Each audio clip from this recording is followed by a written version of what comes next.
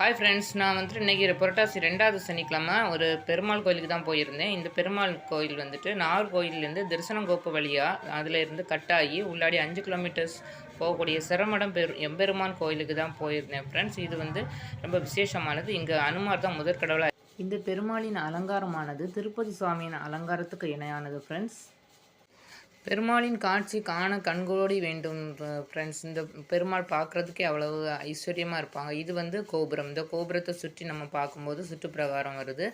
சுற்றுப்பிரகாரத்தை சுற்றி வரும்போது பக்தர்கள் இசைக்கும் குறை ஒன்றும் இல்லை மறைமூர்த்தி கண்ணா என்ற பாடல் அருமையாக இசை கேட்க நன்றாக இருக்கிறது ஃப்ரெண்ட்ஸ். இந்த கோயிலை வணங்க வரும் பக்தர்கள் அனைவருக்கும் இங்கு அன்னதானம் சிறப்பாக நடைபெற்று கொண்டிருக்கிறது. அதனைத் தொடர்ந்து நாம் வெளியே வரும்போது இங்கே சாஸ்தாவும் நாகராஜாவும் இணைந்த ஒரு ஆலயம் இருப்பது மிகவும் சிறப்பு.